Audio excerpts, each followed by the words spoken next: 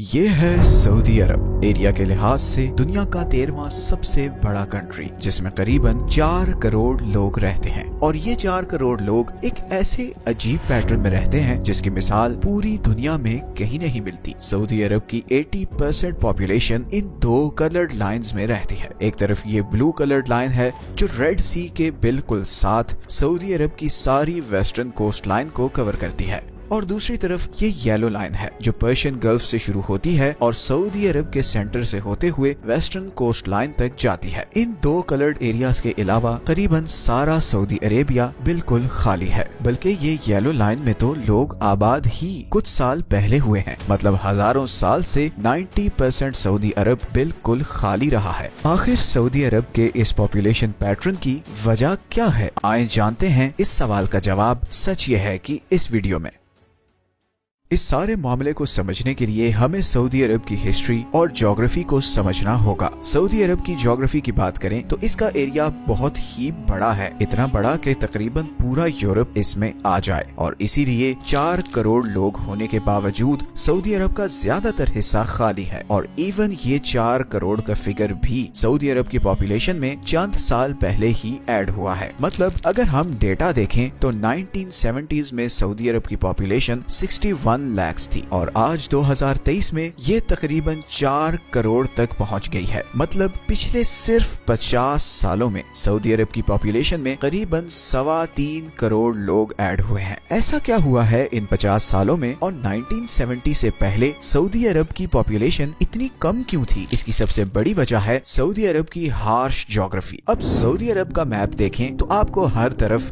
بڑے بڑے ریگستان نظر آئیں گے، جیسے ناردرن سائڈ پر جارڈن اور عراق کے بارڈر پر النفود ڈیزرٹ ہے۔ اسی طرح سعودی عرب کی صدرن سائڈ پر بہت ہی بڑا اور خطرناک ریگستان ہے جسے عربی میں ربع الخالی اور انگلش میں دا ایمپٹی کوارٹر کہتے ہیں۔ اگر آپ گوگل میپ پر سعودی عرب کو دیکھیں تو آپ کو سمجھ آ جائے گا کہ اس ایریا کو دا ایمپٹی کوارٹر کیوں کہتے ہیں۔ اس پورے ایریا میں آپ کو کوئی روڈ، ریل، گھر کچھ بھی نظر نہیں آئے گا، اور اس کی وجہ یہ ہے کہ اس ریگستان میں اتنے بڑے اور خطرناک ریت کے طوفان آتے ہیں جتنے ہماری پوری زمین میں کہیں نہیں آتے، اور گرمیوں میں یہاں ٹیمپریچر 55 ڈگریز تک پہنچ جاتا ہے، جبکہ دوسری طرف سردیوں میں اتنی ٹھنڈ ہوتی ہے کہ ٹیمپریچر -7 تک گر جاتا ہے۔ اسی ریگستان کی وجہ سے سینٹرل، ناردرن اور صدرن عربیہ میں ٹریڈ ہمیشہ سے بہت مشکل رہا ہے۔ حالانکہ یہ سارے کنٹریز پڑوسی ہیں اور ان کے ایک دوسرے کے ساتھ بارڈر ہیں۔ ایون اگر آپ عمان کو دیکھیں تو وہ تو بالکل ہی لاک نظر آئے گا، مطلب آگے سمندر ہے اور پیچھے ایک خطرناک صحرا۔ 20th سینچری سے پہلے اس ریگستان کو کراس کرنے کا کوئی سوچتا بھی نہیں تھا۔ 1931 میں پہلی دفعہ ایک برٹش ایکسپلورر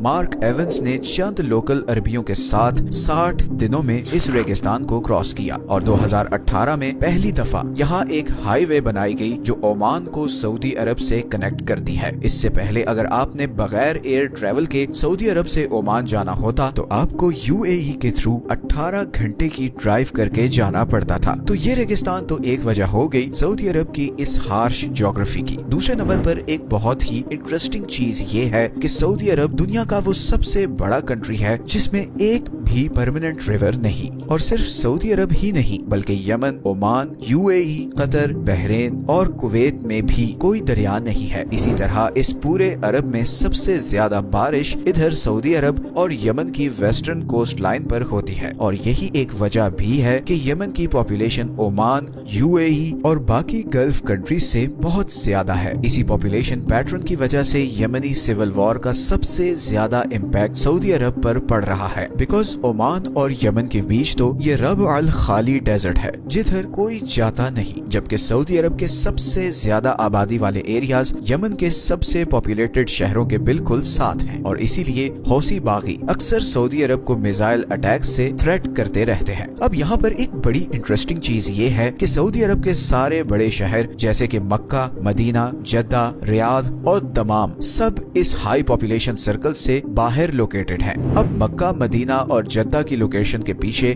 ہزاروں سال کی ہسٹری اور اسٹریٹجک ریزنز ہیں۔ اگر آپ جدہ اور مکہ کو دیکھیں تو دونوں ایک دوسرے سے کافی قریب ہیں، اور دونوں ہی Mediterranean Sea, Gulf of Aden, Persian Gulf اور اس ایمٹی کوارٹر سے بالکل ایکول ڈسٹنس پر ہیں، اور اس اسٹریٹجک स्ट्रेटेजिक लोकेशन का मतलब ये था कि हजारों साल से इंडिया, ईरान, ईस्ट अफ्रीका और इजिप्ट से आने वाले तिजारती काफलों मतलब ट्रेड कैरावान्स के लिए इन दोनों शहरों को अवॉइड करना तकरीबन नामुमकिन था, क्योंकि स्टीम शिप्स और सुएज कनाल बनने से पहले इजिप्ट से लेकर इंडिया तक का सारा जमीनी और समुद्री ट्रेड इसी रूट से होता था, जिसके रास्ते में मक्का, मदीना और जद्दा आते हैं। और यही वजह है कि ये तीनों शहर इकोनॉमिकली अरब वर्ल्ड का फोकल पॉइंट बन गए। अब अगर हम मैप को थोड़ा और जूम इन करें तो आप देख सकते हैं कि मक्का के नॉर्थ में सारा पहाड़ी एरिया है, और अगर हम थोड़ा सा नॉर्थ ईस्ट में आए तो यहाँ ताइफ है। ताइफ एक खूबसूरत शहर है जहाँ पर हर तरफ ग्रीनरी है और मौसम ठंडा है। पुराने वक्तों में कुरैश के बड़े बड़े सरदार और अमीर लोग गर्मियों में यहीं पर वक्त गुजारने आते थे। उनके लिए ये एक हिल स्टेशन था। मगर ताइफ से आगे पर्शियन गल्फ तक आपको बिल्कुल फ्लैट रेगिस्तान नजर आएंगे, और इस सारे एरिया को मार्क करने के लिए हम येलो हाईलाइट करते हैं। इस सारे एरिया में बारिश ना होने के बराबर है, और इसीलिए हजारों साल से ये सारा एरिया बिल्कुल खाली रहा है, सिवाय रियाद के आसपास के कुछ एरियाज के जहाँ पर कुछ अरब बद्दू रहते थे, और 20वीं सदी के शुरू तक ऐसा ही रहा। सन 1900 में सऊदी अरब की पॉपुलेशन 25 लाख थी, और ये 99% पॉपुलेशन इधर सऊदी अरब की वेस्टर्न कोस्ट लाइन इस ब्लू लाइन में रहती थी। लेकिन फिर अगले 30 सालों में कुछ ऐसी चेंजेस हुई जिसके बाद ये पॉपुलेशन पैटर्न शिफ्ट होने लगा, और तभी ये येलो लाइन वजूद में आई जब 1932 में रियाद की अल सऊद फैमिली ने सऊदी अरब का कंट्रोल ले लिया और रियाद को सऊदी अरब का कैपिटल डिक्लेयर कर दिया। अब इसको कैपिटल डिक्लेयर करने की सिर्फ ये वजह नहीं थी कि अल सऊद फैमिली का ताल्लुक रियाद से था, बल्कि उनके पास इसके अलावा और कोई ऑप्शन नहीं थी। बिकॉज मक्का और मदीना को तो कैपिटल बना नहीं सकते थे, बिकॉज वहाँ पर नॉन मुस्लिम्स नहीं जा सकते, और चूंकि कैपिटल में सारी दुनिया के फॉरेन डेलीगेट्स, एम्बेसडर्स और हेड ऑफ स्टेट्स ने आना होता है, तो सऊदी अरब के लिए इंटरनेशनल डिप्लोमेटिक रिलेशंस रखना बहुत ही मुश्किल हो जाता। इसीलिए रियाद को कैपिटल बनाया गया, और फिर 1938 में इधर रियाद के पास ही ऑयल के बहुत बड़े रिजर्व्स डिस्कवर हो गए, जिसके बाद सऊदी अरब की तकदीर बदल गई। 1970s तक सऊदी अरब पूरी दुनिया की 15% ऑयल सप्लाई पूरी कर रहा था। बिलियंस ऑफ डॉलर्स आ रहे थे, और इन ऑयल फील्ड्स के आसपास नए शहर आबाद होना शुरू हो गए थे। सऊदी अरब की ईस्टर्न कोस्ट लाइन पर लोकेटेड शहर दमाम, जहां पर 1920 से पहले चंद 100 लोग भी नहीं रहते थे, अब ऑयल इंडस्ट्री का हब बन चुका था, और आज की डेट में दमाम एक state of the art metropolitan city बन चुका है, जहां पर 20 लाख लोग रहते हैं। और ये सब कुछ पिछले 40 से 50 सालों में हुआ है। 1970s के बाद सऊदी अरब में पैसा पानी की तरह आने लगा। सऊदी अरब दुनिया की सबसे बड़ी वेलफेयर स्टेट बन रहा था, जहां पर किसी शहरी पर कोई टैक्स नहीं था, और एजुकेशन से लेकर पानी, बिजली, खाना, पेट्रोल और इवन घर, हर चीज गवर्नमेंट की रिस्पॉन्सिबिलिटी थी। सऊदी अरब की गवर्नमेंट के पास बहुत पैसा आ रहा था, और क्योंकि पॉपुलेशन कम थी तो वो अपने लोगों पर दिल खोल कर खर्च कर रहे थे। मगर यहाँ पर एक प्रॉब्लम ये हुई, जब बढ़ती हुई इकोनॉमी के साथ जॉब्स की डिमांड क्रिएट हुई, मगर सऊदी नेशनल्स को इतनी फैसिलिटीज मिल रही थी कि वो अब नौकरी में कोई इंटरेस्टेड नहीं थे, और इसी गैप को फिल करने के लिए इंडिया, पाकिस्तान, बांग्लादेश, अफगानिस्तान, इंडोनेशिया और इजिप्ट से हजारों मुस्लिम वर्कर्स को वीजे दिए गए, और उन्हें सऊदी अरब में लाकर कंस्ट्रक्शन, ट्रांसपोर्टेशन और सर्विस इंडस्ट्री में जॉब्स दी गई। इसके बाद अगले 30 सालों में सऊदी अरब की इकोनॉमी और पॉपुलेशन लिटरली एक्सप्लोड हो गई। रियाद और जद्दा झोंपड़ियों और टूटी फूटी सड़कों से अब मेट्रोपॉलिटन सिटीज बन चुके थे, जहां पर अब कुल मिलाकर 1.5 करोड़ लोग रहते हैं। अब सऊदी अरब की 85% पॉपुलेशन शहरों में रहती है, और यही वजह है सऊदी अरब के इस पॉपुलेशन पैटर्न की, जहां पर सऊदी अरब की मेजॉरिटी पॉपुलेशन इस नेचुरल ब्लू लाइन और artificially created yellow line pattern में रहती है। लेकिन यही पॉपुलेशन पैटर्न अब सऊदी अरब के लिए बहुत प्रॉब्लम्स क्रिएट कर रहा है। याद रहे कि ये येलो लाइन पर आबाद होने वाले शहर बिलियंस ऑफ डॉलर खर्च करके 30 से 40 साल पहले ही बसाए गए हैं, और इनका सबसे बड़ा मसला है पानी, क्योंकि यहाँ पर बारिश ना होने के बराबर है। इसी का हल निकालने के लिए 1980s में सऊदी अरामको ने इस सारे एरिया में अंडरग्राउंड पानी की तलाश शुरू की, और वो उन्हें मिल भी गया। इन वाटर रिजर्व्स पर सऊदी गवर्नमेंट ने आर्टिफिशियल एक्वाइफर्स भी बनाए, लेकिन मसला ये हुआ कि बारिश ना होने और कंजम्पशन ज्यादा होने की वजह से पानी के ये बड़े बड़े कुएं सूखते गए। दूसरा, पूरे सऊदी अरब में सिर्फ 0.5% जमीन कुछ भी उगाने के काबिल है, बाकी 99.5% जमीन में कुछ काश्त नहीं हो सकता और इसीलिए सऊदी अरब में मेजॉरिटी फूड